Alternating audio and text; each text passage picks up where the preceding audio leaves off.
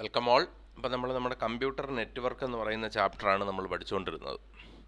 ആ computer network എന്ന് പറയുന്ന ചാപ്റ്ററിൻ്റെ അവസാനത്തെ ഭാഗത്തിലേക്ക് നമ്മൾ കിടക്കുകയാണ്. നമ്മൾ നെറ്റ്വർക്കിനെ കുറിച്ച് എങ്ങനെയാണ് ഒരു നെറ്റ്വർക്ക് ഐഡൻറ്റിഫൈ ചെയ്യുന്നതെന്ന്, നെറ്റ്വർക്കിനകത്ത് കമ്മ്യൂണിക്കേഷൻ നടക്കുന്നതെന്നുള്ള കാര്യങ്ങളാണ് നമ്മൾ ഈ വീഡിയോയ്ക്കകത്തൂടെ നോക്കാൻ പോകുന്നത്. ഈ വീഡിയോയിൽ ആദ്യം നമുക്ക് എങ്ങനെയാണ് ഒരു നെറ്റ്വർക്കിനകത്ത് കമ്പ്യൂട്ടേഴ്സിനെ ഐഡൻറ്റിഫൈ ചെയ്യുന്നത് എന്നുള്ളതാണ് നമ്മൾ നോക്കുന്നത്. Identification of computers over a network. Once a network has been set up the nodes can communicate among themselves. അപ്പോൾ ഒരു നെറ്റ്വർക്ക് സെറ്റപ്പ് ചെയ്ത് കഴിഞ്ഞാൽ അതിനുള്ള നോഡ്സ് എന്ന് പറഞ്ഞാൽ അതിനകത്തുള്ള devices can communicate among themselves. അവ തമ്മിൽ നമുക്ക് കമ്മ്യൂണിക്കേറ്റ് ചെയ്യിക്കാൻ പറ്റും. But for proper communication, the node should be uniquely identifiable. അപ്പോൾ കമ്മ്യൂണിക്കേഷൻ നടക്കണമെങ്കിൽ ഓരോ നോഡിനെയും നമുക്ക് തിരിച്ചറിയണം, അല്ലേ? അത് യുണീക്ക്ലി ഐഡൻറ്റിഫൈബിൾ ആയിരിക്കണം. കാരണം എന്താ? ഈ ഐഡൻറ്റിഫൈ ചെയ്യണമെന്ന് പറയുന്നത് എന്തിനു വേണ്ടിയിട്ടാണ്? എങ്കിലല്ലേ നമുക്ക് ആ പർട്ടിക്കുലർ ഡിവൈസിലേക്ക് കമ്മ്യൂണിക്കേറ്റ് ചെയ്യാൻ പറ്റുള്ളൂ. If node X sends some information to node Y on the network, then it is mandatory that node X and Y are uniquely identifiable on the network. ഇപ്പോൾ എക്സ് എന്ന് പറയുന്ന ഒരു നോഡിന് വൈ എന്ന് പറയുന്ന ഒരു നോഡുമായി കമ്മ്യൂണിക്കേറ്റ് ചെയ്യണമെങ്കിൽ അത് യുണീക്ക്ലി ഐഡൻറ്റിഫയബിൾ ആയിരിക്കണം. എങ്കിലല്ലേ അവ തമ്മിൽ കമ്മ്യൂണിക്കേറ്റ് ചെയ്യാൻ പറ്റത്തുള്ളൂ. എക്സിന് വൈയെ കൃത്യമായി തിരിച്ചറിഞ്ഞാലേ വൈയുമായിട്ട് കമ്മ്യൂണിക്കേറ്റ് ചെയ്യാൻ പറ്റത്തുള്ളൂ. അപ്പോൾ എങ്ങനെയാണ് നമ്മുടെ ഈ നെറ്റ്വർക്കിനകത്ത് ഇവ ഓരോന്നും ഐഡൻറ്റിഫൈ ചെയ്യുന്നത് എന്നുള്ളതാണ് നമ്മൾ നോക്കാൻ പോകുന്നത്. അല്ല, നമ്മൾ ആദ്യം നോക്കുന്ന ഒരു കാര്യം എന്താണ് മീഡിയ ആക്സസ് കൺട്രോൾ അല്ലെങ്കിൽ മാക് അഡ്രസ് എന്ന് പറയുന്നത്. Media access control address, MAC address. A media access control address is universally a unique address assigned to each NIC by its manufacturer. അതായത് ഓരോ NICക്കും, NIC എന്ന് പറഞ്ഞാൽ നമുക്ക് എന്താണെന്നറിയാം, നെറ്റ്വർക്ക് ഇൻ്റർഫേസ് കാർഡ്. അതായത് നെറ്റ്വർക്ക് കണക്ടിവിറ്റി പ്രൊവൈഡ് ചെയ്യുന്നതിനുള്ള ഹാർഡ്വെയർ പോർട്ടിനെ വിളിക്കുന്ന പേരാണ് NIC. അങ്ങനെ ലോകത്ത് എവിടെ ഏത് NIC പ്രൊഡ്യൂസ് ചെയ്താലും അതിനെ യുണീക്ക്ലി ഐഡൻറ്റിഫൈ ചെയ്യാൻ വേണ്ടിയിട്ട് അതിൻ്റെ മാനുഫാക്ചർ തന്നെ അതിനൊരു നമ്പർ, ഒരു അഡ്രസ്സ് അസൈൻ ചെയ്യും. അതൊരു 12 ഡിജിറ്റുള്ള ഹെക്സാ ഡെസിമൽ നമ്പറാണ്. ഇപ്പോൾ 12 ഡിജിറ്റുള്ള ഒരു ഹെക്സാ ഡെസിമൽ നമ്പർ ഉപയോഗിച്ചുകൊണ്ട് ഓരോ മാനുഫാക്ചറും അതിൻ്റെ പ്രോഡക്ട്സിനെ ഐഡൻറ്റിഫൈ ചെയ്തെടുക്കാൻ വേണ്ടിയിട്ട് ഒരു യുണീക്ക് ID കൊടുക്കും. അത് യുണീക്ക് ആയിരിക്കും, കാരണം ഒരേ ID ഉള്ള 2 ഡിവൈസ് ഒരിക്കലും കാണത്തില്ല. അപ്പം ഇങ്ങനെ മാനുഫാക്ചർ തന്നെ ഈ ഡിവൈസിനെ ഐഡൻറ്റിഫൈ ചെയ്യാൻ വേണ്ടി കൊടുക്കുന്ന അഡ്രസ്സിനെ വിളിക്കുന്ന പേരാണ് Mac address, media access control access. അപ്പോൾ ഇവിടെ this address is known as the Mac address. It means that A machine with an NIC can be identified യുണീക്ക്ലി through the Mac address of its NIC. ഒരു ഡിവൈസിനെ നമുക്ക് identify ചെയ്യാൻ പറ്റും. എങ്ങനെ? അതിൻ്റെ Mac address വെച്ചിട്ട്. അതേ മാക് അഡ്രസ്സിൽ വേറൊരു ഡിവൈസ് കാണൂ? ഇല്ല. അപ്പോൾ അതുകൊണ്ട് തന്നെ ഇത് ഉപയോഗിച്ചുകൊണ്ട് നമുക്ക് എന്ത് ചെയ്യാൻ പറ്റും? ഒരു നെറ്റ്വർക്കിനകത്ത് ഒരു പർട്ടിക്കുലർ ആയിട്ടുള്ള ഡിവൈസിനെ ഐഡൻറ്റിഫൈ ചെയ്യാൻ വേണ്ടി കഴിയും. Mac address of an NIC is permanent and never changes. ഒരു NICയുടെ മാക് അഡ്രസ്സ് എന്ന് പറയുന്നത് പെർമനൻ്റ് ആയിരിക്കും, അതായത് അത് ഒരിക്കലും ചേഞ്ച് ആകത്തില്ല. അപ്പം മാക് അഡ്രസ്സ് എന്ന് പറയുന്നത് എപ്പോഴും എന്താണ്? പെർമനൻ്റ് ആണ്. അതൊരിക്കലും എന്ത് ചെയ്യില്ല? ചേഞ്ച് ചെയ്യാൻ പറ്റത്തില്ല. അപ്പോൾ ഒരു 12 ഡിജിറ്റ് ആയിട്ടുള്ള ഹെക്സാ ഡെസിമൽ അഡ്രസ്സ് ആയിരിക്കും മാക് അഡ്രസ്സ് എന്ന് പറയുന്നത്.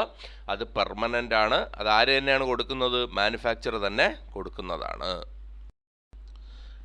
അതുമായിട്ട് റിലേറ്റ് ചെയ്ത അടുത്ത ഒരു അഡ്രസ്സാണ് IP അഡ്രസ്സ് എന്ന് പറയുന്നത്. ഇൻ്റർനെറ്റ് പ്രോട്ടോക്കോൾ അഡ്രസ്സ് എന്ന് പറയുന്ന IP അഡ്രസ്സ്. IP അഡ്രസ്സ് എന്ന് പറഞ്ഞാൽ 4 പാർട്ടുള്ള ഒരു ന്യൂമറിക് അഡ്രസ്സാണ്. Assigned to each node on a network for their unique identification. ഒരു നെറ്റ്വർക്കിനകത്തുള്ള ഒരു ഡിവൈസിന് നമ്മൾ അസൈൻ ചെയ്ത് കൊടുക്കുന്ന ഒരു നമ്പറാണ് ഇൻ്റർനെറ്റ് പ്രോട്ടോക്കോൾ അഡ്രസ്സ് എന്ന് പറയുന്നത്. അതിന് 4 പാർട്ടുണ്ടാവും. IP address is assigned to each machine by the network administrator or internet service provider. അത് ആരായിരിക്കും കൊടുക്കുന്നത്? ഇപ്പം ചെറിയ ചെറിയ നെറ്റ്വർക്കുകളിലാണെങ്കിൽ നമ്മുടെ നെറ്റ്വർക്ക് അഡ്മിനിസ്ട്രേറ്റർ കൊടുക്കും, അല്ലെങ്കിൽ ഇൻ്റർനെറ്റ് സർവീസ് പ്രൊവൈഡർ. വലിയ നെറ്റ്വർക്കുകളൊക്കെ ആണെങ്കിൽ ISP എന്ന് പറയും, ഇൻ്റർനെറ്റ് സർവീസ് പ്രൊവൈഡർ. ഇപ്പോൾ എക്സാമ്പിളായിട്ട് നമ്മൾ BSNLൻ്റെ നെറ്റ്വർക്ക് നമ്മൾ അതിൽ വാനിൽ കണക്ട് ചെയ്യുമ്പോൾ നമ്മുടെ ഡിവൈസിന് BSNL ഒരു IP അസൈൻ ചെയ്ത് തരും. An IP address is A group of 4 bytes, 4 ബൈറ്റുകളായിട്ടാണ് ഇരിക്കുന്നത്. അതായത് 4 പാർട്ടായിട്ടാണ് IP അഡ്രസ് ഇരിക്കുന്നത്. ഓരോന്നും 32 ബിറ്റാണ്. അതിൽ ഓരോ പാർട്ടിലും 4 പാർട്ടായിട്ടുള്ള നമ്പറുകളാണ്. ഓരോ പാർട്ടും 32 ബൈറ്റാണ്. അതായത് 4 ബൈറ്റ് വീതം. അതായത് ഒരു ബൈറ്റിന് 8, അങ്ങനെ 32 ബിറ്റ്. ഓക്കെ. ഇനി ഇതിനകത്ത് ഓരോ പാർട്ടിലും വരാവുന്നുള്ള നമ്പർ 0 മുതൽ 255 വരെയുള്ള നമ്പേഴ്സാണ്. അപ്പോൾ നമുക്ക് എക്സാമ്പിളായിട്ട് പറഞ്ഞാൽ ഒരു IP അഡ്രസ്സ് 192.168.1.4. അപ്പോൾ ഒരേ നെറ്റ്വർക്കിനകത്ത് ഒന്നിൽ കൂടുതൽ ഡിവൈസുകൾക്ക് ഒരേ IP അഡ്രസ്സ് അസൈൻ ചെയ്യാൻ പറ്റില്ല. എന്തിനു വേണ്ടിയിട്ടാണ് IP അഡ്രസ്സ് കൊടുക്കുന്നത്? ആ നെറ്റ്വർക്കിനകത്തുള്ള ഡിവൈസുകളെ നമുക്ക് തിരിച്ചറിയാൻ വേണ്ടി നമ്മൾ അസൈൻ ചെയ്യുന്ന ഒരു നമ്പറാണ് IP അഡ്രസ്സ് എന്ന് പറയുന്നത്. 4 പാർട്ടുകളായിട്ടായിരിക്കും അതുണ്ടാവുന്നത്. ഓരോ പാർട്ടിലും 4 ബൈറ്റ്, അതായത് 32 ബിറ്റ് വീതമുള്ള നമ്പറുകളാണുള്ളത്. 0 മുതൽ 255 വരെ. 255 സ്റ്റോർ ചെയ്യണമെങ്കിൽ 4 ബൈറ്റ് വേണം, അല്ലേ? അതുകൊണ്ടാണ് 0 മുതൽ 255 വരെ ഉള്ളതിനെ 4 ബൈറ്റ് വീതം 4 ഗ്രൂപ്പാക്കി വെച്ചിരിക്കുന്നത്. ഓരോ ഗ്രൂപ്പിലും 4 ബൈറ്റ് ഉണ്ടാകും. ക്ലിയർ ആയല്ലോ? ഇതാണ് എന്തെന്ന് പറയുന്നത്, ഈ 4 ബൈറ്റ് അഡ്രസ്സുള്ള ഒരു IP അഡ്രസ്സ് അസൈൻ ചെയ്ത് കൊടുക്കും. 0 to 255 വരെയുള്ള നമ്പേഴ്സാണ് ഓരോ ഗ്രൂപ്പിനകത്തും വരുന്നത്. ഒരു 32 ബിറ്റ് അഡ്രസ്സാണ്. അതായത് 4 ഗ്രൂപ്പ്, 8 ബിറ്റ് വീതമുള്ള 4 ഗ്രൂപ്പ്. അതിന് വേണ്ടിയിട്ട് നമുക്ക് എന്ത് ചെയ്യും? ഒരു IP അഡ്രസ്സ് നമ്മൾ അസൈൻ ചെയ്ത് കൊടുക്കും. അടുത്തതായിട്ട് നമുക്ക് നെറ്റ്വർക്ക് പ്രോട്ടോകോൾ എന്ന് പറയുന്നതിനെ കുറിച്ച് നോക്കാം. A network protocol is the special set of rules followed in a network. ഒരു നെറ്റ്വർക്ക് ഫോളോ ചെയ്യുന്ന സ്പെഷ്യൽ സെറ്റ് ഓഫ് റൂൾസ് ആണ്. When devices in the network exchange data with each other. ആ നെറ്റ്വർക്കിനകത്തുള്ള devices data തമ്മിൽ exchange ചെയ്യുമ്പോൾ ഉപയോഗിക്കുന്ന ഒരു set of റൂൾസിനെ വിളിക്കുന്ന പേരാണ് നെറ്റ്വർക്ക് പ്രോട്ടോകോൾ. അപ്പോൾ a network protocol is the special set of rules to be followed in a network when devices in the network exchange data with each other. ആ നെറ്റ്വർക്കിനകത്തുള്ള ഡിവൈസസ് ഡേറ്റ തമ്മിൽ exchange ചെയ്യുമ്പോൾ അവ follow ചെയ്യുന്ന റൂൾസിനെ വിളിക്കുന്ന പേരാണ് protocol എന്ന്. Each protocol specifies it's on rule. ഓരോ പ്രോട്ടോകോളിനും അതിൻ്റേതായിട്ടുള്ള റൂളുകളുണ്ട്.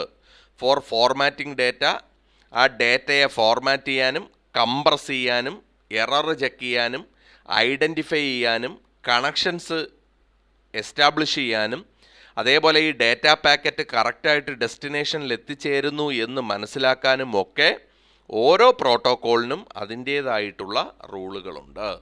അപ്പോൾ നമുക്ക് നെറ്റ്വർക്കിനകത്ത് നമുക്ക് ആവശ്യമായിട്ടുള്ള പ്രോട്ടോകോൾ ഉപയോഗിക്കാം. ആ പ്രോട്ടോകോളിന് ഓരോന്നിനും അതിൻ്റേതായിട്ടുള്ള റൂളുകളുണ്ട്. ആ ഡേറ്റ എക്സ്ചേഞ്ച് ചെയ്യാനും കമ്മ്യൂണിക്കേഷൻ നടത്തുന്നതിനുമൊക്കെ അതിൻ്റേതായിട്ടുള്ള റൂളുകൾ ഓരോ പ്രോട്ടോകോളുകൾക്കും ഉണ്ട്.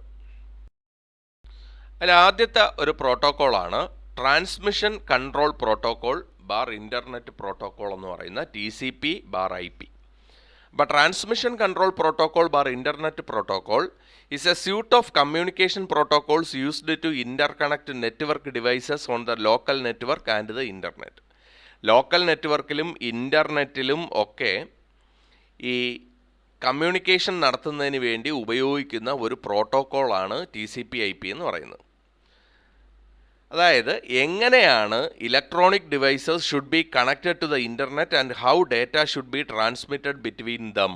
എങ്ങനെ നമുക്ക് ഡിവൈസസിനെ കണക്ട് ചെയ്യാം, എങ്ങനെ ഡേറ്റ ട്രാൻസ്മിറ്റ് ചെയ്യാം എന്നുള്ളത് പറയുന്ന ഒരു പ്രോട്ടോകോളാണ് TCP/IP പ്രോട്ടോകോൾ എന്ന് പറയുന്നത്. നിങ്ങളവിടെ ആ ഫിഗറിൽ കണ്ടേ, അവിടെ ഒരു സ്ഥലത്ത് നിന്ന് വേറൊരു സ്ഥലത്തേക്ക്, ടു ഫ്രം, അതായത് അങ്ങോട്ട് അയക്കാം, ഇങ്ങോട്ട് റിസീവ് ചെയ്യുകയും ചെയ്യാം.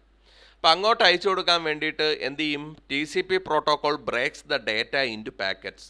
ഈ TCP എന്ന് പറയുന്ന പ്രോട്ടോകോൾ ഉണ്ടല്ലോ, നമ്മുടെ ഡേറ്റയെ ചെറിയ ചെറിയ ചെറിയ പാക്കറ്റുകളായിട്ട് ഡിവൈഡ് ചെയ്യും. എന്നിട്ട് എവിടെയോ ഒരു സ്ഥലത്തിരിക്കുന്ന സ്ഥലത്ത് എത്തണം. അവിടെ ഒരു IP അഡ്രസ്സ് ഉണ്ടാവുമല്ലോ.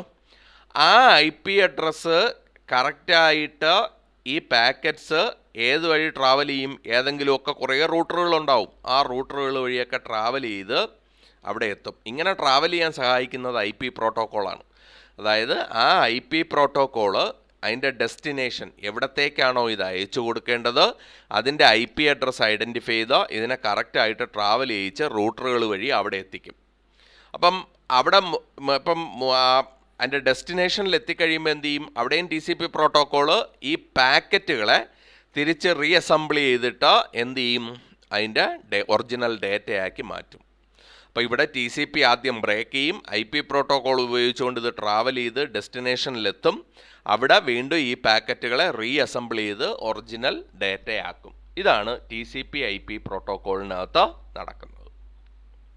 അടുത്ത ഒരു പ്രോട്ടോക്കോളാണ് HTTP എന്ന് പറയുന്ന protocol, hyper text transfer protocol. ഇത് സാധാരണഗതിയിൽ ഇത് ഉപയോഗിക്കുന്നത് ഒരു ക്ലയൻറ്റ് സൈഡ്, അതായത് വെബ് സർവീസുകളൊക്കെ റിസീവ് ചെയ്യുന്നതിന് വേണ്ടി ഉപയോഗിക്കുന്ന ഒരു പ്രോട്ടോക്കോളാണ് HTTP. നമ്മൾ ഇപ്പോൾ ഒരു വെബ്സൈറ്റിന് വേണ്ടി റിക്വസ്റ്റ് ചെയ്ത് അപ്പോഴുപയോഗിക്കുന്ന പ്രോട്ടോക്കോള് HTTP ആണ്. അപ്പോൾ HTTP ക്ലയൻറ്റ്, അതായത് നമ്മളെ ബ്രൗസർ, നമ്മൾ എന്ത് ചെയ്യുക? ഇപ്പോൾ ഗൂഗിളോ ഒക്കെ ചെയ്യുന്ന സമയത്ത് നമ്മൾ എന്ത് ചെയ്യുന്നത്? ഏതെങ്കിലും ഒരു ബ്രൗസർ, ഗൂഗിൾ ക്രോം എടുക്കും. ഗൂഗിൾ ക്രോം എടുത്തിട്ട് നമ്മൾ നമ്മുടെ അഡ്രസ്സ് അതിനകത്ത് ടൈപ്പ് ചെയ്യും. അപ്പോഴിതൊരു റിക്വസ്റ്റ് ഇതിൻ്റെ HTTP സെർവറിലോട്ട് അയച്ചു കൊടുക്കും, അതായത് വെബ് സെർവറിലോട്ട് അയച്ചു കൊടുക്കും. അപ്പോൾ സെർവർ എന്ത് ചെയ്യും? ആ HTTP റിക്വസ്റ്റിനെ റെസ്പോണ്ട് ചെയ്യുമ്പോഴാണ് നമ്മൾ എന്ത് ചെയ്യുന്നത്? ഇത് കാണുന്നത്. അപ്പോൾ ഇങ്ങനെ ഒരു റിക്വസ്റ്റ് അയച്ചു കൊടുക്കുകയും ആ റിക്വസ്റ്റിന് ഒരു റെസ്പോണ്ട് ചെയ്യുകയും ചെയ്യുന്നതിന് നമ്മൾ HTTP സെക്ഷൻ എന്ന് പറയും. അപ്പോൾ HTTP ഉപയോഗിക്കുന്ന എന്തിനാ? വെബ് സർവീസ് പ്രൊവൈഡ് ചെയ്യാൻ വേണ്ടി ഉപയോഗിക്കുന്ന പ്രോട്ടോക്കോളാണ് HTTP. ക്ലയൻറ്റ് ഒരു റിക്വസ്റ്റ് സെർവറിലോട്ട് അയച്ചു കൊടുക്കും. ആ വെബ് സെർവർ ആ റിക്വസ്റ്റിനനുസരിച്ചുള്ള ഡേറ്റ തിരിച്ച് ക്ലയൻറ്റിലോട്ട് അയച്ചു കൊടുക്കും. ഇതിനു വേണ്ടി ഉപയോഗിക്കുന്ന പ്രോട്ടോക്കോളാണ് ഹൈപ്പർ ടെക്സ്റ്റ് ട്രാൻസ്ഫർ പ്രോട്ടോക്കോൾ എന്ന് പറയുന്ന HTTP പ്രോട്ടോക്കോൾ. അടുത്ത ഒരു പ്രോട്ടോക്കോളാണ് ഫയൽ ട്രാൻസ്ഫർ പ്രോട്ടോക്കോൾ എന്ന് പറയുന്ന FTP. FTP stands for file transfer protocol. It is a standard for exchanging data and programs files across a network. ഒരു നെറ്റ്വർക്ക് വഴി ഒരു ഡേറ്റ അല്ലെങ്കിൽ ഒരു പ്രോഗ്രാം, ഒരു ഫയൽ അയച്ചു കൊടുക്കാൻ വേണ്ടി ഉപയോഗിക്കുന്ന പ്രോട്ടോക്കോളിനെ വിളിക്കുന്ന പേരാണ് FTP. FTP is the easiest way to transfer files between computers via internet. അതായത് ഇൻ്റർനെറ്റ് വഴി കമ്പ്യൂട്ടറുകളിൽ നിന്നും ഫയൽ അയച്ചു കൊടുക്കാൻ പറ്റുന്ന ഈസിയസ്റ്റ് ആയിട്ടുള്ള ഒരു മെത്തേഡാണ് FTP എന്ന് പറയുന്നത്. It uses TCP and IP to perform uploading and downloading. TCP IP ഉപയോഗിച്ചുകൊണ്ട് തന്നെയാണ് ഇതെന്ത് ചെയ്യുന്നത്? അപ്ലോഡ് ചെയ്യുന്നതും ഡൗൺലോഡ് ചെയ്യുന്നതും ഒക്കെ ചെയ്യുന്നത്. അപ്പോൾ ഒരു FTP ക്ലയൻറ്റ് ഉണ്ടാവും. ഒരു client program installed in the computer can help in uploading and downloading of files. ഒരു FTP ക്ലയൻറ്റ് പ്രോഗ്രാം നമ്മുടെ കമ്പ്യൂട്ടറിൽ ഇൻസ്റ്റാൾ ചെയ്യും. അപ്പോൾ ഈ പ്രോഗ്രാം വഴി നമുക്ക് ഫയലുകളെ എങ്ങോട്ട് അയച്ചു കൊടുക്കാൻ പറ്റും? വേറൊരു സ്ഥലത്തോട്ട്. ഇപ്പോൾ ഒരു സെർവറിലോട്ട് നമ്മളൊരു ഫയൽ അയച്ചു കൊടുക്കും. നമ്മൾ സാധാരണഗതിയിൽ ഫയലൊക്കെ അപ്ലോഡ് ചെയ്യാറില്ലേ, അതേപോലെ ഡൗൺലോഡ് ചെയ്തും എടുക്കാറില്ലേ? ഇതിനൊക്കെ വേണ്ടി സഹായിക്കുന്ന പ്രോട്ടോക്കോളിനെ വിളിക്കുന്ന പേരാണ് ഫയൽ ട്രാൻസ്ഫർ പ്രോട്ടോക്കോൾ. അടുത്തതായിട്ട് നമുക്ക് DNS എന്ന് പറയുന്ന കൺസെപ്റ്റ് എന്താണെന്ന് നോക്കാം. DNS stands for domain name system. Domain name system returns the IP address of the domain name that we type in our web browser's address bar. നമ്മുടെ web ബ്രൗസറിനകത്ത് നമ്മളൊരു address ബാറിൽ കൊടുക്കുന്നത് അതായത് നമ്മളൊരു ഇൻ്റർനെറ്റ് കണക്ഷൻ എടുക്കുന്ന സമയത്ത്, അല്ലെങ്കിൽ ഇൻ്റർനെറ്റ് വഴി ഏതെങ്കിലും ഒരു സൈറ്റ് എടുക്കുന്ന സമയത്ത് എവിടെയോ ഇരിക്കുന്ന ഒരു കമ്പ്യൂട്ടറിൽ നിന്നാണ് ഡേറ്റ കൊണ്ടുവരുന്നത്. ആ കമ്പ്യൂട്ടറിനൊരു IP അഡ്രസ്സാണുള്ളത്. ആ IP അഡ്രസ്സ് നമുക്ക് അറിഞ്ഞുകൂടാ. പകരം നമ്മൾ കൊടുക്കുന്നത് എന്താ? നമ്മൾ കൊടുക്കുന്ന അതിൻ്റെ അഡ്രസ്സാണ്. ഇപ്പം www.kerala.psc.gov.in ഇത് ആണ് നമ്മൾ കൊടുക്കുന്നത്. പക്ഷേ ഇതിൽ നിന്ന് ആ IP അഡ്രസ്സ് കണ്ടുപിടിച്ചാലേ അതുമായിട്ട് ലിങ്ക് ചെയ്യാൻ പറ്റത്തുള്ളൂ. അപ്പോൾ അതിനു വേണ്ടി ഉപയോഗിക്കുന്ന ഒരു സംവിധാനമാണ് DNS, ഡൊമൈൻ നെയിം സിസ്റ്റം എന്ന് പറയുന്നത്. അപ്പോൾ ഈ DNS കുറേ IP അഡ്രസ്സുകളുടെ ഒരു ടേബിൾ ഇങ്ങനെ സ്റ്റോർ ചെയ്ത് വെച്ചിട്ടുണ്ട്, ഒരു ഡാറ്റാബേസ് സ്റ്റോർ ചെയ്ത് വെച്ചിട്ടുണ്ട്. അപ്പം നമ്മൾ കൊടുക്കുന്ന ഡൊമൈനിന് കറസ്പോണ്ടിങ് ആയിട്ടുള്ള IP ഏതാണെന്ന് അത് കണ്ടുപിടിക്കും, എന്നിട്ട് അങ്ങോട്ട് കണക്ട് ചെയ്ത് തരും. അപ്പോൾ DNS assumes that IP address do not change, statically assigned ആയിട്ടുള്ള IP അഡ്രസ്സുകളാണ്. ഇപ്പോൾ ഒരു IP അഡ്രസ്സ് ഓരോ സമയത്തും മാറുമോ? ഇല്ല. അപ്പം ഈ കേരള PSC.gov.in എന്ന് പറയുന്ന സൈറ്റ് എവിടെയാണോ സ്റ്റോർ ചെയ്ത് വെച്ചിരിക്കുന്നത് ആ കമ്പ്യൂട്ടറിന് ഒരു IP അഡ്രസ്സ് ഉണ്ടാവും. ആ IP അഡ്രസ്സ് നമുക്ക് അറിഞ്ഞുകൂടാ. പകരം നമ്മൾ www.kerala.psc.gov.in എന്ന് കൊടുക്കുമ്പോൾ ആ DNS എന്ത് ചെയ്യും? ഇതിന് കറസ്പോണ്ടിങ് ആയിട്ടുള്ള IP അഡ്രസ്സ് കണ്ടുപിടിക്കും, എന്നിട്ട് ആ കമ്പ്യൂട്ടറുമായിട്ട് ലിങ്ക് ചെയ്ത് തരും. അപ്പോഴാണ് നമുക്ക് എന്ത് ചെയ്യുന്നത്? ആ വെബ്സൈറ്റ് ആക്സസ് ചെയ്യാൻ വേണ്ടി കഴിയുന്നത്. ഇതാണ് ഡൊമൈൻ നെയിം സിസ്റ്റം എന്ന് പറയുന്നത്. അടുത്തതായിട്ട് നമുക്ക് യൂണിഫോം റിസോഴ്സ് ലൊക്കേറ്റർ അല്ലെങ്കിൽ URL എന്ന് പറയുന്നത് എന്താണെന്ന് നോക്കാം. URL stands for uniform resource locator. URL is a formatted text string used by web browsers, email client and other software to identify network resources on the internet. അപ്പം നമുക്ക് ഇപ്പോൾ internet എന്ന് പറയുന്ന ഒരു വലിയ നെറ്റ്വർക്കിനകത്ത് ധാരാളം കമ്പ്യൂട്ടേഴ്സ് പല ഭാഗത്തായിട്ട് കണക്ട് ചെയ്ത് വെച്ചിട്ടുണ്ട്. ആ കണക്ട് ചെയ്ത് വെച്ചിരിക്കുന്ന കമ്പ്യൂട്ടേഴ്സിന് ഓരോന്നിനും ഓരോ IP അഡ്രസ്സ് ഉണ്ടാകും. അത് നമുക്ക് ഐഡൻറ്റിഫൈ ചെയ്യാൻ പാടാണ്, നമ്മൾ ഓർത്ത് വയ്ക്കാൻ ബുദ്ധിമുട്ടാണ്. ഇത്രയും നമ്പറുകൾ ഓർത്ത് വയ്ക്കാൻ ബുദ്ധിമുട്ടല്ലേ? അതുകൊണ്ട് നമ്മൾ എന്ത് ചെയ്യും? അതിന് പകരം ഉപയോഗിക്കുന്ന ഒരു സംവിധാനമാണ് URL. അതായത് അതൊരു ടെക്സ്റ്റ് ആയിട്ടായിട്ടിരിക്കും. നമ്മൾ പറഞ്ഞില്ലേ www.kerala.psc.gov.in, അത് നമുക്ക് ഓർത്ത് വയ്ക്കാം. അപ്പം അതാണ് URL എന്ന് പറയുന്നത്. അപ്പം ഇങ്ങനെ ഇൻ്റർനെറ്റിനകത്തുള്ള ഓരോ റിസോഴ്സസിനും ഒരു യുണീക്കായിട്ടുള്ള URL ഉണ്ടാവും. അതായത് ഇൻ്റർനെറ്റിനകത്ത് ഈ ഡേറ്റ സ്റ്റോർ ചെയ്ത് വെച്ചിരിക്കുന്ന ഓരോ വെബ്സൈറ്റിൻ്റെ ഡേറ്റയും സ്റ്റോർ ചെയ്ത് വെച്ചിരിക്കുന്ന കമ്പ്യൂട്ടറിൻ്റെ IP അഡ്രസ്സിന് കറസ്പോണ്ടിങ് ആയിട്ടുള്ള ഒരു യുണീക്കായിട്ടുള്ള URL ഉണ്ടാവും. യുണീക്കായിരിക്കും അത്. ഒരേ URL ഒന്നിൽ കൂടുതൽ എണ്ണത്തിന് കാണുമോ? ഇല്ല. അപ്പം network resources are files that can plain web page. ചിലപ്പോൾ ഈ നെറ്റ്വർക്ക് റിസോഴ്സസ് എന്ന് പറയുന്നത് ഫയലുകളാകാം, ടെക്സ്റ്റ് ഡോക്യുമെൻ്റ്, ഗ്രാഫിക്സ് ഒക്കെ ആവാം. അതിനെല്ലാം ഒരു IP അഡ്രസ്സ് ഉണ്ട് ആ സ്റ്റോർ ചെയ്ത് വെച്ചിരിക്കുന്ന സ്ഥലത്തിന്. ആ IP അഡ്രസ്സിന് കറസ്പോണ്ടിങ് ആയിട്ടുള്ള ഒരു ടെക്സ്റ്റ് നെയിമാണ് URL എന്ന് പറയുന്നത്. URL consist of letters, numbers and punctuations. സാധാരണഗതിയിൽ 3 പാർട്ടുകളായിട്ടാണ് ഇത് വരുന്നത്. ഒന്ന് നെറ്റ്വർക്ക് പ്രോട്ടോകോൾ, ആദ്യത്തെ ഒരു പാർട്ട്. രണ്ടാമത്തെ പാർട്ട് അതിൻ്റെ ഡൊമൈൻ നെയിം. മൂന്നാമത്തത് ഫയൽ നെയിം. ഇങ്ങനെ 3 പാർട്ടുകളായിട്ടാണ് ഒരു URL വരുന്നത്. ഈ URLലാണ് നമ്മൾ കൊടുക്കുന്നത്. ആ URLന് കറസ്പോണ്ടിങ് ആയിട്ടുള്ള IP അഡ്രസ്സ് ആര് കണ്ടുപിടിച്ച് തരും? നേരത്തെ നമ്മൾ പറഞ്ഞ DNS കണ്ടുപിടിച്ച് തരും. അപ്പോൾ URLന് 3 പാർട്ടുണ്ട്. ഒന്നാമത്തെ പാർട്ട് ഒരു നെറ്റ്വർക്ക് പ്രോട്ടോക്കോളാണ്. രണ്ടാമത്തെ പാർട്ട് ഡൊമൈൻ നെയിം. മൂന്നാമത്തെ പാർട്ടിനെ നമ്മൾ ഫയൽ നെയിം എന്ന് പറയും. ഇത് നമ്മൾ എങ്ങനെയാണ് ഇരിക്കുന്നതെന്ന് നമുക്ക് ഒരു എക്സാമ്പിൾ നോക്കുമ്പോൾ നിങ്ങൾക്ക് മനസ്സിലാവും. ഇവിടെ നോക്കിയേ, നിങ്ങൾ ഇൻ്റർനെറ്റ് ഉപയോഗിക്കുന്ന സമയത്ത് ഇൻ്റർനെറ്റ് ആ ബ്രൗസറിൻ്റെ അഡ്രസ് ബാറിൽ ഇങ്ങനെയൊക്കെയാണ് കാണുന്നത് അല്ലേ? HTTP ഒരു 2 www.dhsckerala.gov.in /index.html. നിങ്ങൾ വെബ്സൈറ്റ് ബ്രൗസ് ചെയ്ത് നോക്കുമ്പോൾ നിങ്ങൾ നോക്കിയാൽ നിങ്ങൾക്ക് ഇങ്ങനെയൊക്കെ കാണാൻ പറ്റും. അപ്പോൾ ഇത് ഒരു URL ആണ്. ഈ URLന് 3 പാർട്ടുണ്ടെന്ന് നമ്മൾ നേരത്തെ പറഞ്ഞു. ആ ഓരോ പാർട്ടുകളുമാണ് നമ്മൾ കാണുന്നത്.